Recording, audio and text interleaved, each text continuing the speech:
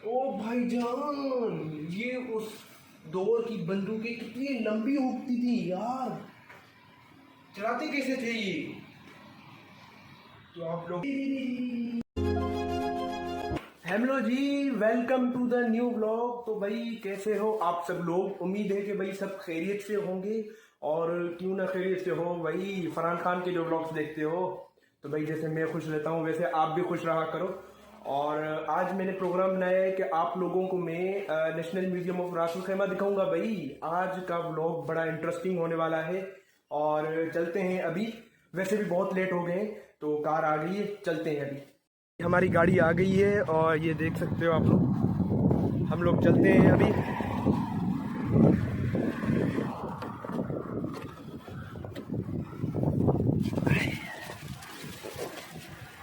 तो भाई मैं आप लोगों से नेशनल म्यूजियम ऑफ रास अल खैमा में मिलता हूँ, तो चलते हैं अभी, मैं आप लोगों को वहीं से मिलता हूँ।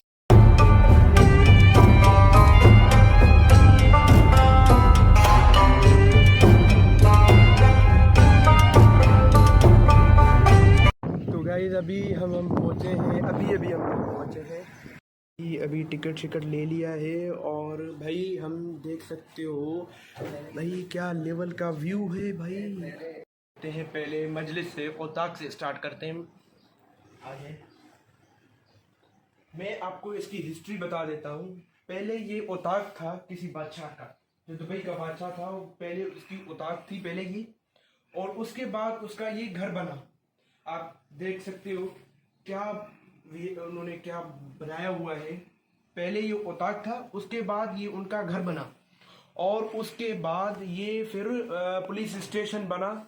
और पुलिस स्टेशन इसका बहुत टाइम चलता रहा, ये बहुत टाइम ये पुलिस स्टेशन चलता रहा। उसके बाद ये अभी 80s में जाकर ये अभी म्यूजियम बना है, और टिल नाउ अभी तक ये म्यूजियम ही है। और देख सकते हो बिल्कुल पुराना सिस्टम लगाया हुआ है, बिल्कुल वही वाला है, बेहतरीन निज़ाम बनाया हुआ है और अच्छा वाला माहौल बनाया हुआ है। ये जो उस टाइम दुबई के जो बादशाह थे उसकी ये पहले मजलिस थी, उसके बाद ये उनका घर बना। तो आप लोग मेरे हिसाब से समझ गए होंगे। जिसकी वो उताक थी वो है अल शेख बाबा सुल्तान बिन सालिम अल कासमी। उनकी पहले ये मजलिस होती थी, और उनके बाद जो मजलिस ये संभाली वो है अल शेख बाबा मोहम्मद बिन सालिम अल कासमी। और उनके बाद ऐसे ही सिलसिला चलता रहा और वो बादशाह आते रहे।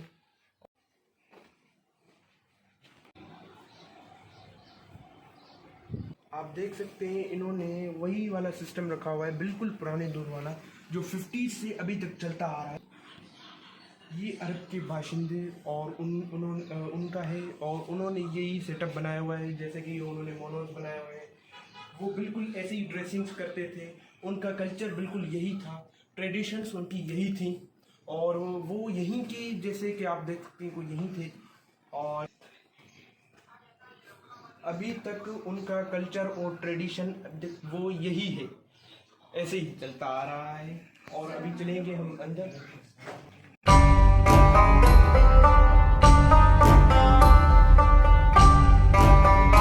यहाँ से चलेंगे अब हम अंदर, और मैं आपको डिटेल में आपको समझाऊंगा कि जैसे उन्होंने ये रूम्स बनाए हुए हैं, उन्होंने रूम्स में लोग क्या करते थे, वो कैसे करते थे। चलते हैं अभी अंदर। जैसे कि ये मदबासा है, मदबासा का मतलब क्या है? पहले क्या था कि वो खजूर जो थी वो यहाँ पे आके सेव करते थे।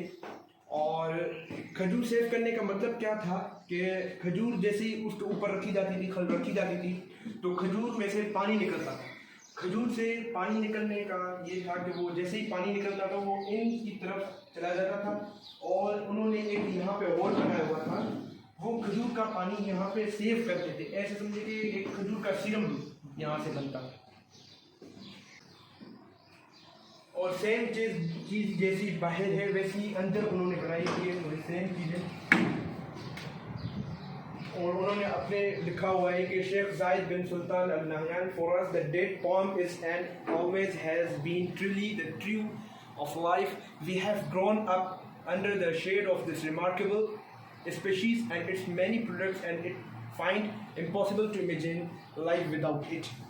और अभी चलते हैं हम दूसरा कमरा आपको दिखाने के लिए। मैं आपको आसार अल कदीमा दिखाऊंगा और 14th और 15th सेंचुरी का सामान दिखाऊंगा कि वो उस टाइम कौन सा यूज होता था। चलते हैं अभी अंदर। तो ये 14th और 15th सेंचुरी की मटके की बनी हुई हैं। जैसे कि ये मटके हैं मट्टी के बने हुए, इंग्लिश में हम इसे क्ले बोलेंगे। ये मिट्टी के बने हुए हैं, आप देख सकते हैं। 14th, 15th, 17th, 16th, 18th century के हैं सारे ये।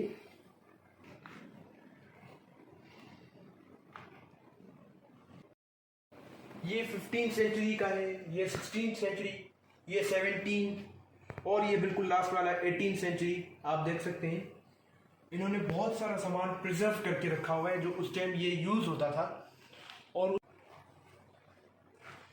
और ये 16th और 17th सेंचुरी का लाइमस्टोन रखा गया हुआ है। और इसमें कुछ चीनी लैंग्वेज इस्तेमाल की गई है जो अभी हमें तो समझ में नहीं आ रही। बहरहाल दिखने में बड़ा कदीमी लग रहा है, बहुत पुराना, देख सकते हो आप लोग।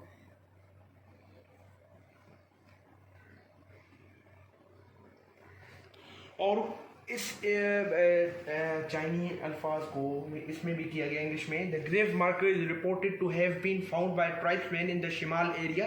The stone is similar to the cretaceous limestone found in the hills behind Ras Al Khaima and is likely to be local, while the Thompson's is undated.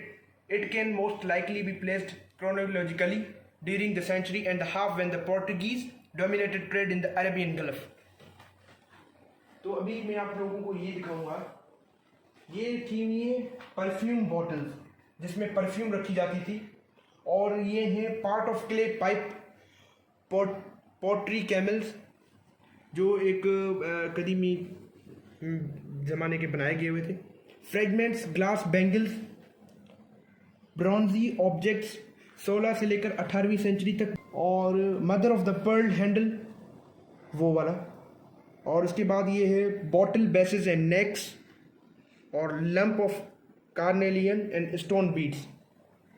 और अभी चलेंगे इस भाईजान। ये 16 से लेकर 18 सेंचुरी तक जो ख़वातीन बैंगल्स पहनती थी, चूड़ियाँ पहनती थी, उनकी ये कुछ डिज़ाइंस लगी हुई हैं।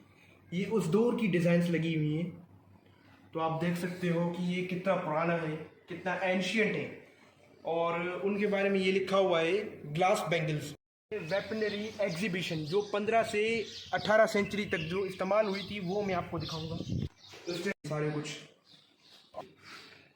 तलवारें, कुछ उनका सैंपल जो उस टाइम 15 से लेकर 18 तक की जो इस्तेमाल हुई उनका है। और ये तलवारें हैं और नीचे कुछ चाकू वगैरह, ये सारे कुछ देख सकते हैं आप लोग। और उनके बारे में लिखा भी है बहुत कुछ।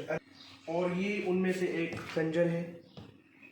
और अभी तलवारें जो तलवारें हो गई, मगर उनका जो बंदूकों का सिस्टम था वो भी मैं आपको बताऊंगा। जैसे उन्होंने ये पिस्टल्स बनाए हुए थे, ये पिस्टल्स हैं उनके जो ओ भाईजान, ये उस दौर की बंदूकें कितनी लंबी होती थी यार, चलाते कैसे थे ये। तो आप लोग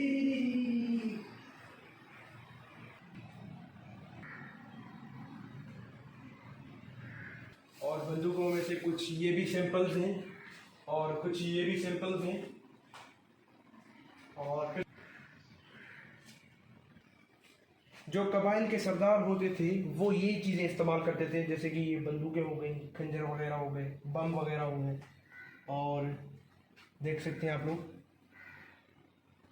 और उनमें से एक ये भी थे, ये पिस्टल्स टाइप थे, पता नहीं बंदूक टाइप थे, मगर उन्होंने बड़े अच्छे बनाए हुए। और उस टाइम की जो गोली बनती थी वो इस तरह की बनती थी, आप देख सकते हैं। ये बहुत सारे इसमें रखी हुई हैं, मॉडल रखे हुए हैं।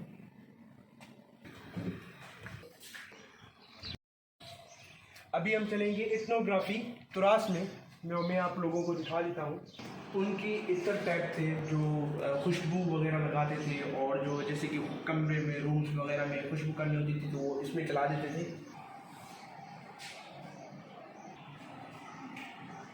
जब खजूर के दरख्त होते थे तो उनको इस कुछ जो प्रिजर्व किए गए हैं खंजर वगैरह, और इनसे उनको काटा जाता था, उनके दरख्तों को उनसे काटा जाता था। और ये कुछ रस्सियाँ वगैरह उसी दौर की पड़ी हुई है, ये देख सकते हैं।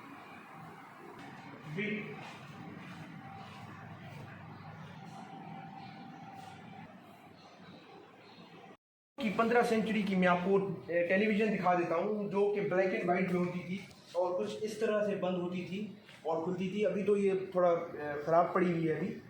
और ये क्लॉक उस दौर का, और ये अरब स्टाइल वैसे ही नीचे बैठना पसंद करते थे, तो उनके भी सरदारान से ये आ रहा है।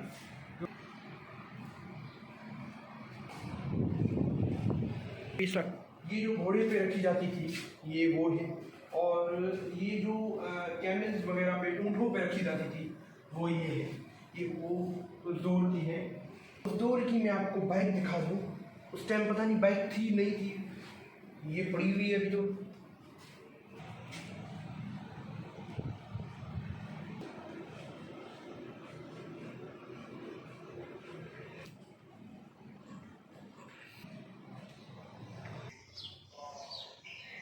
ये उस ज़माने की बोट्स वगैरह थी, जैसे कि आप लोग देख सकते हैं। और कितनी ये एंशियंट है, कितनी ये पुरानी है। और अभी हम आगे चलेंगे, मैं आपको आगे दिखा देता हूँ। ये उस दौर की संदूकें जिसमें सोना रखा जाता था, जिसमें कपड़े वगैरह रखे जाते थे, बहुत चीज़ों में इस्तेमाल करते थे, वो ये चीज़ें हैं। और कपड़े जिस पे लटकाए जाते थे, और वो उस दौर का। अब उनका सामान अभी भी पड़ा हुआ है, ये सेफ प्रिजर्व।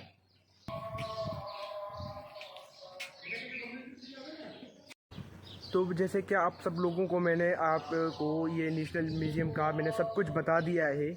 और अभी आप मेरे पीछे देख सकते हैं कि ये उस दौर की ये बिल्डिंग है, उस दौर की ये इमारत है। ये दिखा सकता हूँ मैं आप लोगों को, ये देख सकते हैं, ये उसी दौर की है अभी तक।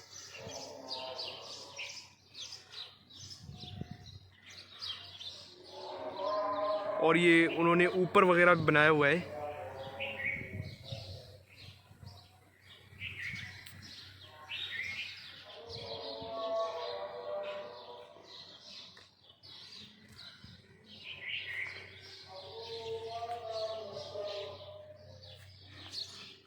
और ये 15 सेंचुरी से अभी तक यही बिल्डिंग्स वगैरह अभी तक चल रही हैं।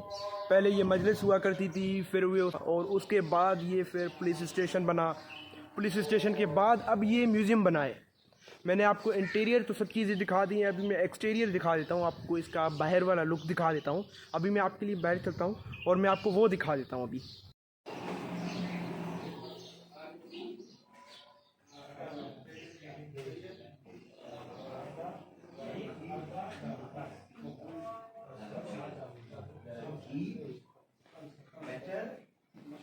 अभी जैसे ही हम बाहर आए हैं तो उन्होंने एक हदी के तौर पे हमें ये चाय दी है, जिसका नाम है गावा।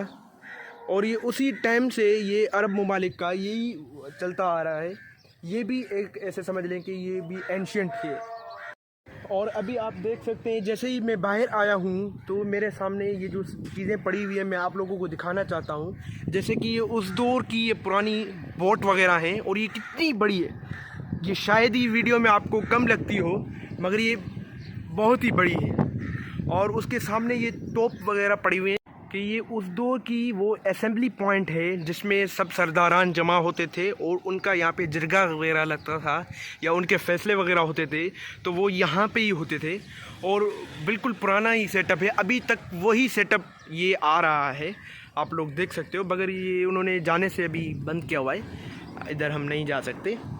और वही सिस्टम है अभी तक, ये तोप शोप वही पड़े हुए हैं। और अभी हम वैसे ही बाहर आ गए हैं, मैंने तो आपको अंदर सब चीज़ दिखा दी थी। और इसका नाम अब ये है कि नेशनल म्यूज़ियम ऑफ रास अल खैमा।